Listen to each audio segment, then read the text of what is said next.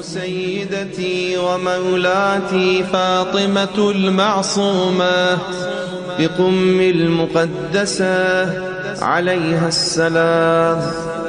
السلام عليك يا بنت رسول الله، السلام عليك يا بنت فاطمة وخديجة، السلام عليك يا بنت أمير المؤمنين، السلام عليك يا بنت الحسن والحسين، السلام عليك يا بنت ولي الله، السلام عليك يا أخت ولي الله، السلام عليك يا عمة ولي الله، السلام عليك يا بنت موسى بن جعفر ورحمة الله وبركاته.